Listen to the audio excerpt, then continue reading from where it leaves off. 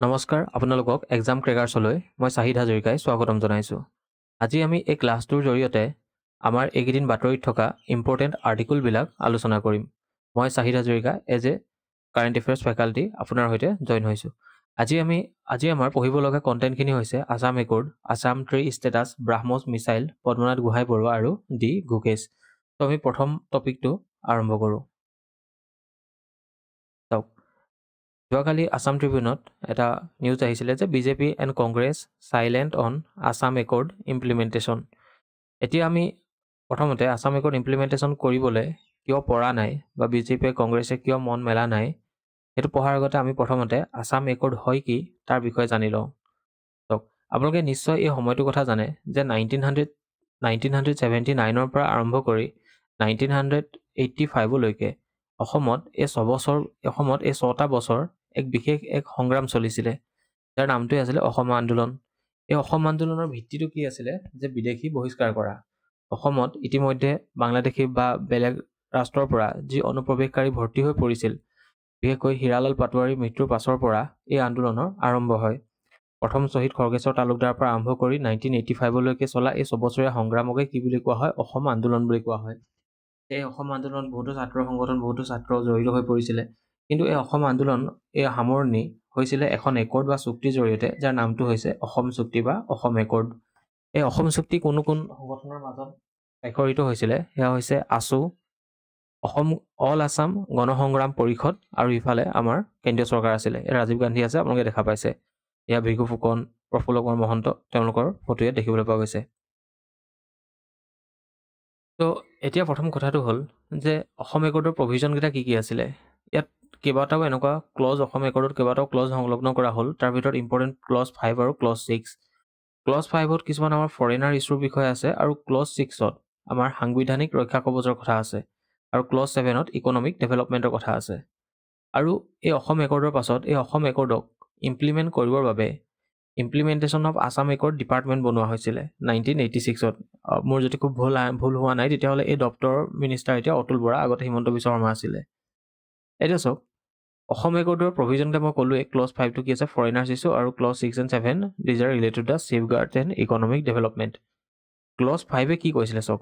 Close 5টো পঢ়াৰ আগতে আমি এইটো কথা জানিব লাগিব যে অসম একৰ্ডখনে এটা কাট অফ ডেট দিয়া হৈছিলে। সেইটো হৈছে 24 মাৰ্চ 1971। এতিয়া 24 মাৰ্চ 1971ৰ পাছত যিসকল অনুপ্ৰৱেশকাৰী ভাৰতত প্ৰৱেশ কৰিছিলে, তেওঁলোকক অবৈধ বুলি ঘোষণা কৰা হ'ল অসম চুক্তিৰ জৰিয়তে। আৰু 1971ৰ আগত দুটা প্ৰভিজন ৰখা হ'ল। এটা 1 জানুৱাৰী 1966ৰ পৰা 1 জানুৱাৰী 1966ৰ আগত, ইয়াৰ আগৰ সময়ছোৱাত যিসকল অনুপ্ৰৱেশকাৰী বা যিসকল ভাৰতলৈ প্ৰৱেশ কৰিলে, তেওঁলোকক বৰ্তমান ভাৰতৰ নাগৰিক হিচাপে ধৰা হ'ল 1 জানুৱাৰী 1966ৰ পৰা। আকৌ 1 জানুৱাৰী 1966ৰ পৰা 1971লৈকে এই 5 বছৰত যিসকল অনুপ্ৰৱেশকাৰী ভাৰতলৈ আহিলে, প্ৰথম অৱস্থাত তেওঁলোকক চিনাক্ত কৰা হ'ল, আৰু চিনাক্ত কৰি তেওঁলোকৰ ভোটাধিকাৰ কটা হ'ব। তো একৰ্ডত এইদৰে লিখা আছিলে, মানে চিনাক্ত কৰি তেওঁলোকৰ ভোটাধিকাৰ কটা হ'ব।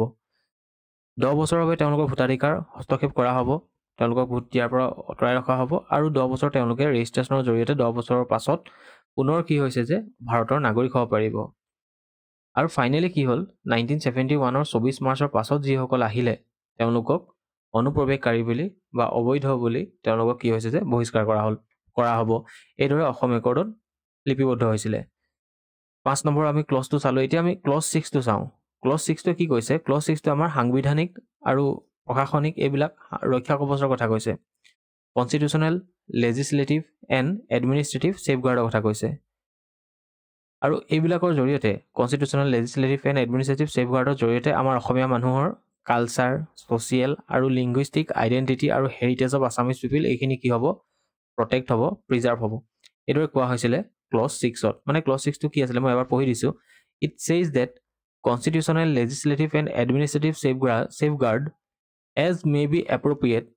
will be provided to protect, preserve and promote the culture, social, linguistic identity and heritage of Assamese people. তো মোটামুটি ক'বলৈ গ'লে ক্লজ 6এ কি কথা কোৱা হৈছিলে যে অসমীয়া মানুহক সাংবিধানিক প্ৰশাসনিক অৰ্থনৈতিক এই সকলোখিনি ৰক্ষা কৱচৰ কথা কোৱা হৈছিলে অৰ্থনৈতিক ৰক্ষা কৱচ নহয় সাংবিধানিক আৰু প্ৰশাসনিক লেজিসলেটিভ এইখিনি ৰক্ষা কৱচৰ কথা কোৱা হৈছিলে যাৰ জৰিয়তে আমাৰ সংস্কৃতি আমাৰ ভাষা আমাৰ ঐতিহ্য এইবিলাকৰ কি হ'ব প্ৰটেক্ট হ'ব আৰু প্ৰিজাৰ্ভ হ'ব এতিয়া ক্লজ 6 টো ইমপ্লিমেণ্ট কৰিবলৈ বা ইয়াৰ যি কালচাৰেল সাইডটো আছে তাক ইমপ্লিমেণ্ট কৰিবৰ বাবে চৰকাৰে বিভিন্ন ধৰণৰ ষ্টেপ ল'লে আৰু লৈ আছে বৰ্তমানেও যেনে ধৰক Srimanta Sankardev Sangha Kalakshetra society was establish under clause 6 মনত ৰাখিব এইটো কথা শ্ৰীমন্ত শংকৰদেৱ কলাক্ষেত্ৰ জ্যোতিচিত্ৰবন মডাৰ্নাইজেশ্যন কৰা হৈছিল আৰু তাৰ বাবে 10 কোটি টকা দিয়া হৈছিল এতিয়া এনেকুৱা নহয় যে জ্যোতিচিত্ৰবন ক্লজ 6 ৰ আণ্ডাৰত বনোৱা হৈছিল সেইটো নহয় তাৰ মডাৰ্নাইজেশ্যন কৰা হৈছিল 219খন সত্ৰক 21 কোটি টকা দান কৰা হৈছিল গ্ৰান্ট কৰা হৈছিল আৰু 7 কোটি টকা দিয়া হৈছিল ফাইনেন্সিয়েল এসিস্টেন্স 11টা আমাৰ হিষ্টৰিকেল মনুমেণ্টলে মানে ইতিহাস প্ৰসিদ্ধ আমাৰ মনুমেণ্টক কি কৰা হৈছিল যে 7 কোটি টকাকৈ দিয়া হৈছিল এটা সব ইয়াৰ উপৰি আছিল যেনেকৈ আপোনালোকে শুনিছে চাগে নিশ্চয় এবিলাকৰ বিষয়ে এবিলাক ইয়াৰো ইষ্টাব্লিশমেণ্ট কি হৈছিল ক্লজ 6 ৰ জৰিয়তে হৈছিল কিন্তু but the issue with clause 6 as follows কিন্তু ক্লজ 6 ত আমাৰ কিছুমান ইস্যু আছে তো ক্লজ 6 ত কেনেকুৱা ইস্যু আছে হেতু পঢ়িবলৈ যোৱাৰ আগতে ক্লজ 6 ৰ ইস্যুটো পঢ়িবলৈ যোৱাৰ আগতে আমি আকৌ এবাৰ ক্লজ 6 টো চাই লওঁ যে ই কি কৈছিল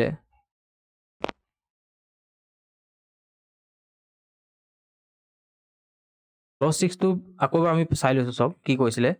যে কনস্টিটিউশন লেজিসলেটিভ এণ্ড এডমিনিষ্ট্ৰেটিভ সেফগাৰ্ড কাক দিব অফ আসামিজ পিপল অসমীয়া জনগণক দিব বা অসমীয়া জনসাধাৰণক দিব but does not provide clear cut definition of Assamese people ইয়াতে গোটেই প্ৰবলেমটো আমাৰ সোমাই পৰিলে ক্লজ 6 এ কি ক'লে যে সাংবিধানিক ৰক্ষা কৱচ দিয়া হ'ব কাক দিয়া হ'ব অসমীয়া জনসাধাৰণক দিয়া হ'ব বা যিসকল অসমীয়া তেওঁলোকক দিয়া হ'ব এতিয়া প্ৰশ্ন হয় কোন অসমীয়া অসমীয়া ডেফিনেশ্যনটো এতিয়ালৈকে কি হৈছে যে কোনো দিব পৰা নাই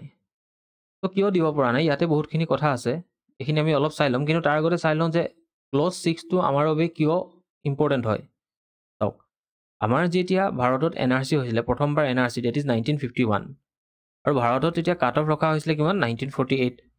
এই সময়ছোৱাৰ আগত যিসকল ভাৰতত আহিব তেওঁলোক ভাৰতীয় হ'ব আৰু অসম আন্দোলনো কি বিচাৰিছিলে বেছ ইয়েৰ বিচাৰিছিলে 1951 বিচাৰিছিলে আনফৰ্চুনেটলি বিভিন্ন সেই সময়ত পৰিক্ৰমাত পৰি বা বিভিন্ন ধৰণৰ অন্তৰাষ্ট্ৰীয় কালচক্ৰত কি আছিলে আমাৰ চুক্তিবদ্ধ কৰিব লগা হয় 1971 তো আমাৰ অসমে অলৰেডি এই 20 বছৰ প্ৰব্ৰজনকাৰী কি আছিলে যে ভাৰতো ল'লে অলৰেডি এই 20 বছৰত বহুতো এনেকুৱা ইলিগেল মাইগ্ৰেণ্ট অসমত ইনফ্লাক্স হ'ল এইসকলৰ পৰা বচাবৰ হ'লে আমাক কি আছে তেতিয়াহ'লে আমাৰ যি সাংবিধানিক ৰক্ষা কৱচ আছে ডেট ইজ ক্লজ 6 এই ক্লজ 6 ৰ ইমপ্লিমেণ্টটো বহুত বেছি প্ৰয়োজন হৈ পৰে কাৰণ ক্লজ 6 ৰ জৰিয়তে কি হ'ব আমাৰ আইডেণ্টিটি সেফগাৰ্ড হ'ব কনস্টিটিউশনাল এণ্ড এডমিনিষ্ট্ৰেটিভ সেফগাৰ্ড হ'ব ঠিক আছে সেইভাবে কি আছে ক্লজ 6 টো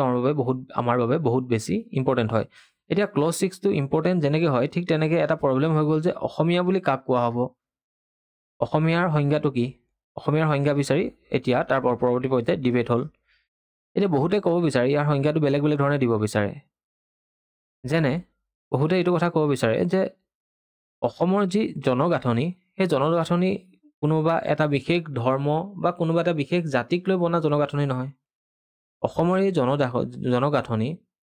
শতিকা জুৰি হৈ অহা প্ৰব্ৰজনকাৰীৰ ফলত গঠন হৈছে প্ৰব্ৰজনকাৰী ইয়াত প্ৰভাৱ আছে শতিকাৰ আগৰ পৰা অহা এতিয়া কোনোবা মানুহ ইয়াৰ নেটিভ লেংগুৱেজ ক'ব নোৱাৰে ডেট ইজ অসমীয়া নহয় বা বড়ো ভাষা ক'ব নোৱাৰে বা কাৰ্বি ক'ব নোৱাৰে ডেট মিনছ তেওঁক আপুনি অসমীয়াৰ পৰা বাদ দিব নেকি এইটো এটা প্ৰশ্ন উঠিছে আৰু সমালোচকে এইটো ধৰণে ক'ব বিচাৰে যে যিসকল মানুহ বছৰ ধৰি কাৰোবাৰ ইয়াত ফেমিলি 100 বছৰ পাৰ হৈ গৈছে তেওঁলোকক আপুনি অসমীয়াৰ পৰা বাদ দিব নেকি এইদৰে প্ৰশ্ন কৰে কোনোবাই ক'ব বিচাৰে যে অসমীয়াৰ সংজ্ঞাটো এইদৰে হ'ব লাগে যে 1826ত যাৰ পূৰ্বপুৰুষসকল অসমত আছিলে তেওঁলোক অসমীয়া হয় কিন্তু ইয়াত এটা প্ৰব্লেম হৈ যায় সেইটো হৈছে ডাটা কোন মানুহৰ ওচৰত ইমান পুৰণা তথ্য আছে তেওঁলোক তেতিয়া আহিছিলে কাৰণ অসমত দুটাকৈ ডিভাষ্টেটিং ভূমিকম্প হৈ গৈছিলে ফ্লাড হৈ গ'ল ইয়াত এটা চেলেঞ্জ আছে 1826 ইমপ্লিমেণ্ট কৰিবলৈ আৰু বহুতে ক'ব বিচাৰে যে অসমৰ কাট অফটো 1951 হ'ব লাগে তো ষ্টিল কি হৈছে যে অসমত এতিয়াও সুপ্ৰিম কোৰ্ট অসমত কোনটো কাট অফ হ'ব লাগে সেইটোক লৈ সুপ্ৰিম কোৰ্টৰ এতিয়াও কেছ চলি আছে জনসংগ্ৰাম আৰু কোনোবা আছু নহয় জনসংগ্ৰাম আৰু কোনোবা সংগঠনে 1951 কাট অফ কৰিবৰ বাবে কেছ চলাই থকা হৈছে আৰু কি হৈছে যে বহুতে ক'ব বিচাৰে যে অসমত যিসকলে অসমীয়া কয় তেওঁলোক কি হৈছে যিসকলে অসমীয়া ভাষা কয় তেওঁলোকে অসমীয়া হ'ব কয় তো ইয়াতো বৰাক ভেলী লোকসকলে ইয়াতে প্ৰটেষ্ট কৰিব বিচাৰে যে বৰাক ভেলীত চলে বেংগালী ভাষা সেইসকল তেতিয়াহ'লে অসমীয়া নহয় এনেকুৱা কিছুমান চেলেঞ্জ আছে যাৰ বাবে কি আছে যে অসমীয়া ডেফিনেশ্যনটো এতিয়ালৈকে আহি পৰা নাই আৰু অসমীয়া ডেফিনেশ্যনটো যেতিয়ালৈকে আহি নপৰে তেতিয়াহ'লে কাক সাংবিধানিক ৰক্ষা কবচ দিব সেইটো প্ৰপাৰলি ওলাই নপৰিব আৰু সেইটো কাৰণে কি হৈছে যে ক্লজ 6 এতিয়ালৈকে কি কৰিব পৰা নাই যে ইমপ্লিমেণ্টেশ্যন কৰিব পৰা নাই ইয়াৰ উপৰি চৰকাৰৰ মনৰ ওপৰতো কথা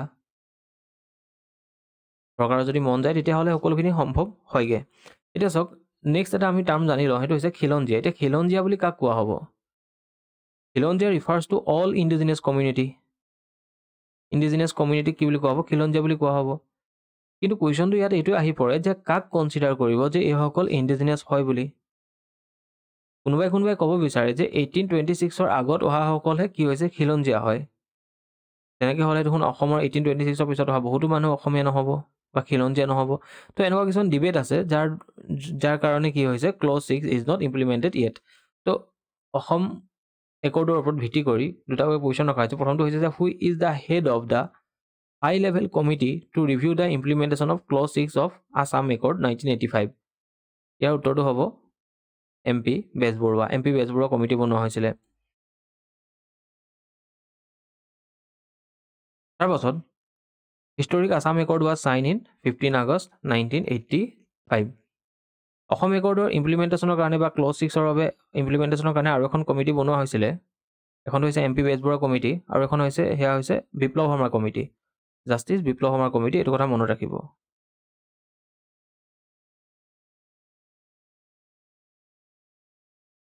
জাষ্টিছ বিপ্লৱ শৰ্মা কমিটি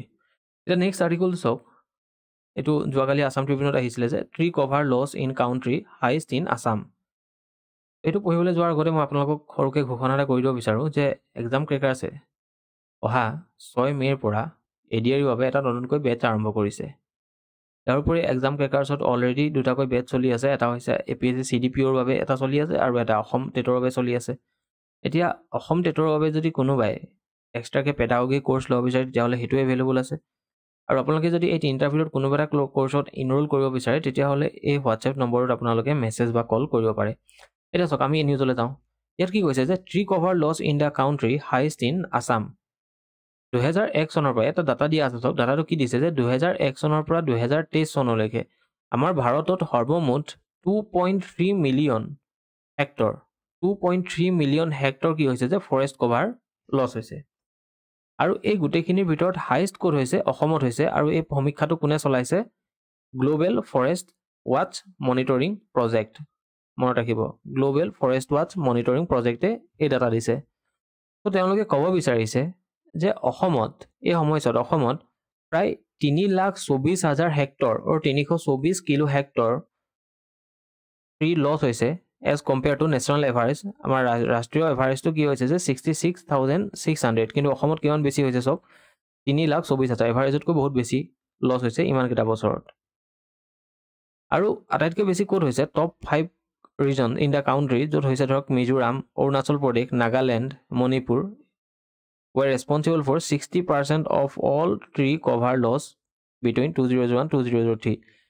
এই এলেকাবিলাক হিমালয়ৰ পাদদেশত থকা এই এলেকাবিলাকে কি হৈছে যে বায়োডাইভাৰ্চিটিৰ বাবে বহুত বেছি প্ৰয়োজনীয় আৰু বায়োডাইভাৰ্চিটি অলেগ বায়োডাইভাৰ্চিটি পোৱা যায় জৈৱ বৈচিত্ৰ্য ইয়াত পোৱা যায় আৰু এনেকুৱা জেগাবিলাকতে মিজোৰাম মণিপুৰ অৰুণাচল প্ৰদেশত আটাইতকৈ বেছি ট্ৰি লছ হোৱা এইটো এটা কি হৈছে যে মেটাৰ অফ কনচাৰ্ণ হয় 2010 চনত অসমত প্ৰায় 2.38 মিলিয়ন হেক্টৰ কি আছিলে নেচাৰেল ফৰেষ্ট আছিলে যোনটোৱে আমাৰ অসমৰ প্ৰায় 33% এৰিয়া কভাৰ কৰি আছিলে 2023 চনত it lost 17.1 kilo hectare of natural forest according to the watchdog তেওঁলোকে কি হৈছে ছেটেলাইট ইমেজ লয় কেনেকৈ কেপচাৰ কৰে যে ছেটেলাইট ইমেজ লয় আৰু তাৰ ভিত্তিত ইয়াৰ সমীক্ষা চলায় অসমৰ দুটা ৰিজনৰ কথা কোৱা হৈছে এটাটো হৈছে কাৰ্বি আংলং আৰু ডিমা হাছাও কাৰ্বি আংলং আৰু ডিমা হাছাওত আপোনালোকে চাওক য'ত পাহাৰীয়া এলেকা আছে তাতে কি হৈছে যে বেছিকৈ ট্ৰি লছ হৈছে কাৰ্বি আংলং আৰু ডিমা হাছাওত মেক্সিমাম ট্ৰি লছ হৈছে 62% অসমৰ যিমান ট্ৰি লছ হৈছে তাৰ 62% were belong to the Karbi Anglong and Dima Hasao আধাতকৈ বেছি Karbi Anglong had the most tree cover loss at 119 kilo hectare আৰু ডিমা হাছাওত কি হৈছে 80.6 কিলো হেক্টৰ লছ হৈছে এইখিনি কথা এই সমীক্ষাটোত প্ৰকাশ পাইছে এতিয়া ইয়াৰ ৰিজনটো কি বহুতে ক'ব বিচাৰে যে ইনক্ৰিজিং পপুলেশ্যন ইয়াৰ এটা ৰিজন হ'ব পাৰে ইণ্ডিয়া ইজ দ্য ছেকেণ্ড নহয় এতিয়া আটাইতকৈ ফাৰ্ষ্ট পপুলেটেড কাউণ্ট্ৰি হয় ঠিক আছে আৰু আমাৰ গাঁও এলেকাত কি হয় যে প্ৰায় 40% এনাৰ্জি নিড ক'ৰ পৰা হয় যে আমাৰ যি উড ফুৱেল আছে ইট ইজ খৰি জ্বলাই মানুহে এতিয়াও খাদ্য প্ৰস্তুত কৰে 40% এনাৰ্জি নিড তাৰ পৰা হয় কমাৰ্চিয়েল ইউজ চাওক 12 জোপা গছ it take 12 trees to make 1 ton of 100% non recycle newsprint মানে কি কৈছে যে 12 জোপা গছ কাটিলে কিমান ওলাই 1 টন পেপাৰ বনিব পাৰে আৰু অসমত কিমান নিউজ পেপাৰ্ছ আছে 82,237 নিউজ পেপাৰ আছে গতিকে আপোনালোকে এবাৰ কথাটো ইমাজিন কৰি চাওক কিমান বেছি ট্ৰি লছ হৈছে ইয়াত urbanisation and increasing industries mining হৈ থাকে খুব বেছি নৰ্থ ইষ্টত আৰু Karbi Anglong Dima Hasao effect of agriculture shifting cultivation বিশেষকৈ ঝুম খেতি পৰম্পৰা constructions of dams and reservoir natural disasters like fire also' consumes more or little amount of forest এইবিলাকৰ কাৰণে কি হৈছে যে ফৰেষ্ট লছ হৈছে বুলি ক'ব বিচাৰিছে এতিয়া চাওক অসম চৰকাৰে কেনেকুৱা কিছুমান পদক্ষেপ আনিছে টু ৰিকভাৰ ইজ ফৰেষ্ট অৰ এফৰেষ্টেশ্যনৰ বাবে govt A forest 163 square kilometre to fight climate change এইটো আপোনালোকে লিখিব পাৰে অসম চৰকাৰৰ এইটো এটা পদক্ষেপ হয় 163 স্কোৱাৰ কিলোমিটাৰ কি কৰিছে যে তেওঁলোকে এ ফৰেষ্ট কৰিছে to fight climate change Amit বৃক্ষ আন্দোলন অনা হৈছিল আপোনালোকে সকলোৱে গম পায় অমিত বৃক্ষ আন্দোলনৰ কথা আৰু অমিত বৃক্ষ আন্দোলনৰ লগত মুখ্যমন্ত্ৰী মহিলা উদ্যমিতা অভিযানক সংলগ্ন কৰা হৈছে তো কি কৰা হ'ল যে মুখ্যমন্ত্ৰী মহিলা উদ্যমিতা অভিযানত কি কৰা হৈছিলে যে প্ৰায় 40 লাখ ওমেন সেলফ হেল্প গ্ৰুপৰ ওমেনক কি 1 লাখ টকাকৈ দিয়া হৈছিলে কিন্তু কাক দিব যি এই যে গছ ৰোপণ কৰিছিলে আণ্ডাৰ অমিত বৃক্ষ আন্দোলন সেই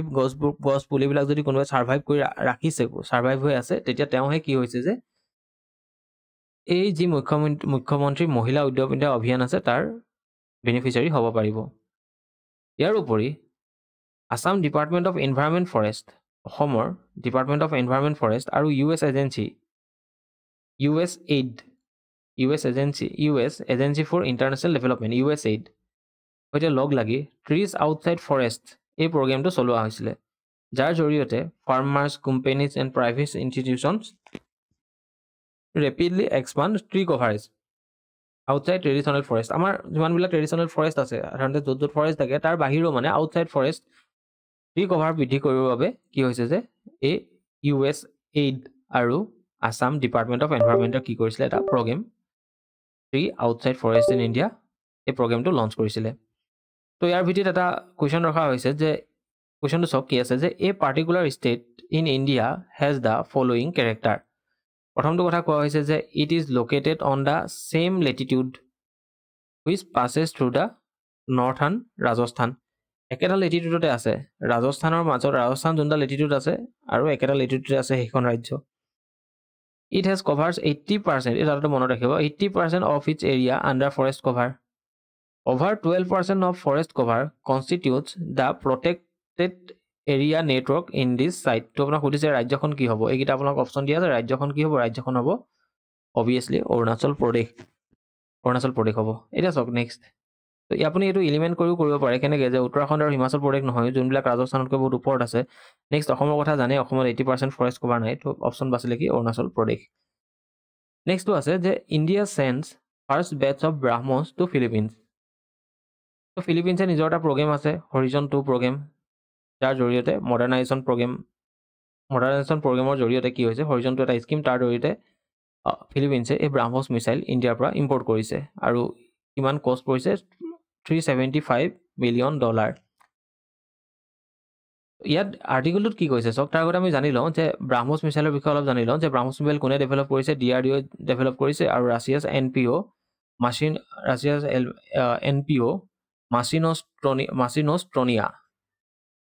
আৰু এই ব্ৰাহ্মছৰ নামটো কেনেকৈ পৰিছে ব্ৰহ্মপুত্ৰ আৰু মস্কোভা ৰিভাৰৰ নাম লগ লাগি ব্ৰাহ্মছ ৰখা হৈছে লঞ্চ কেপেবিলিটি ইয়াক land C sub C air এই সকলোখিনি পৰা লঞ্চ কৰিব পৰা যায় সি বেছ টাৰ্গেট মানে সাগৰতো টাৰ্গেট কৰিব পাৰি আৰু কি আছে যে and has being long inducted Indian armed force সাৰ্ফেচতো এগেইনষ্ট সাৰ্ফেচতো কৰিব পাৰে আৰু চি বেছ টাৰ্গেটো কৰিব পাৰে সেইটো কথা কোৱা হৈছে ৰেঞ্জ কিমান 290 কিলোমিটাৰ ৰেঞ্জ আছে কিন্তু ইয়াক ফাৰ্ডাৰ এক্সটেণ্ড কৰিব পাৰি টু 600 কিলোমিটাৰ এইটা কথা মনত ৰাখিব এটা চাওক ইয়াত নিউজটো কি কৈছে নিউজটো কৈছে যে should not harm any third party says China's military মানে ইণ্ডিয়া আৰু ফিলিপিনছৰ মাজত যোনটো ডিফেন্স কোঅপাৰেশ্যন হৈছে সেই কোঅপাৰেশ্যনটোৱে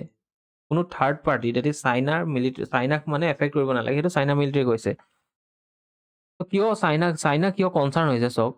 এইখন হৈছে সাউথ চাইনা চি প্ৰথমতে এইটো চাই লওক এইডোখৰ হৈছে ফিলিপিনছ এইখিনি হৈছে চাইনা আৰু এইখন হৈছে সাউথ চাইনা চি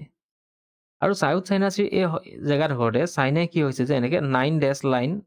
অলংকিত কৰিছে আৰু চাইনাই দাবী কৰে যে ইয়াৰ ভিতৰত থকা আইলেণ্ডবিলাক ডেট ইজ পাৰাচেল আইলেণ্ড এইখিনি কি হয় চাইনাৰ বুলি কয় চাইনাই দাবী কৰে যে আইলেণ্ড মোৰ হয় ফিলিপিনছে কয় যে historically these are island belong to the Philippines এইবিলাকৰ কাৰণে কি হৈছে যে চাইনা আৰু ফিলিপিনছৰ মাজত ডিছপিউট হৈছে কিছুদিনৰ আগত এই এলেকাটোতে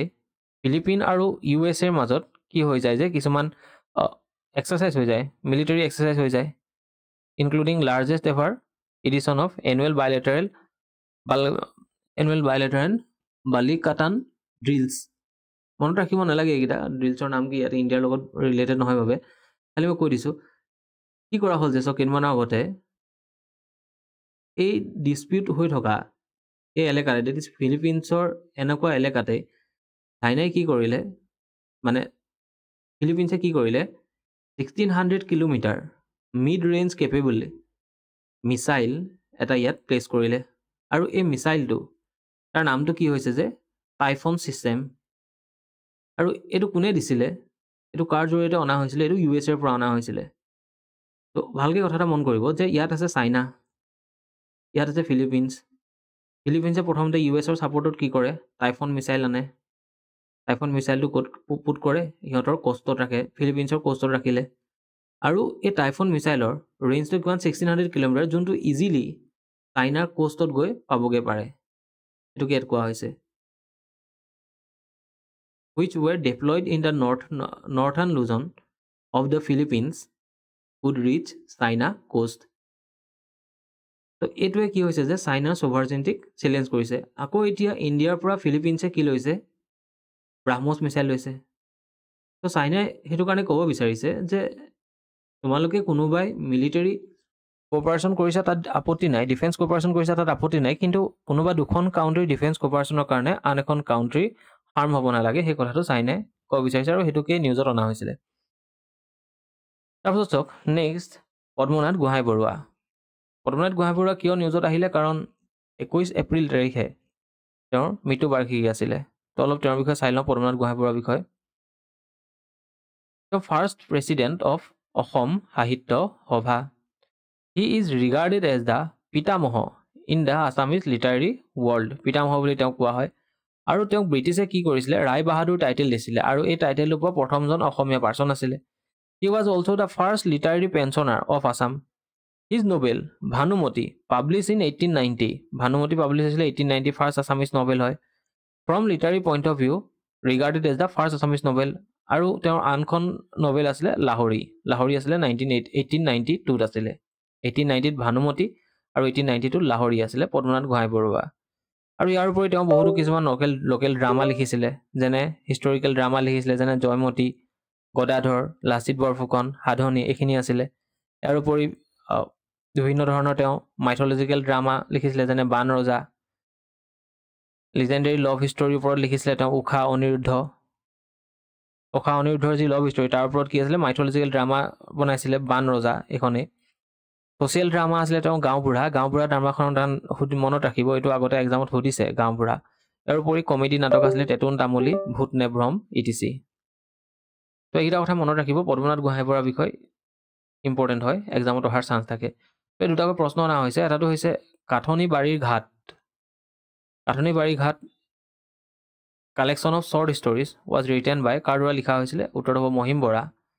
আৰু what was the first Assamese children magazine? ইয়াৰ উত্তৰটো হ'ব ল'ৰা বন্ধু। And the next article is D. Gukesh wins 2024 FIDE Candidates Chess Tournament. D. Gukesh এই নামটো মনত ৰাখিব, এইটো ইম্পৰ্টেণ্ট হয় যে FIDE Candidates Chess Tournament কোনে জিকিছিলে ৱৰ্ল্ড লেভেলত? D. Gukesh জিকিছিলে। তো ইয়াত আপুনি এটা ফেক্ট মনত ৰাখিব পাৰে যে Kak, he has become the youngest challenger ever for the World Chess Championship, surpassing the record set by Garry Kasparov. এই লাইনটো মনত ৰাখিব পাৰে। আগতে আটাইতকৈ য়ংগেষ্ট কোন আছিলে? গেৰী কাস্পাৰভ আছিলে, আৰু এতিয়া কাক দিয়া হ'ল? ডি গুকেশক দিয়া হ'ল। ঠিক আছে, তো ইয়াক ৰিলেটেড এটা কুৱেশ্যন ৰখা হৈছে ইয়াত যে in 1988 who became the first grand master of India? ইয়াৰ আনচাৰটো হ'ব বিশ্বনাথ আনন্দ। যোনটো কথা ইয়াতো কোৱা হৈছিলে সেইবাবে মই নক'লোঁ। ধন্যবাদ।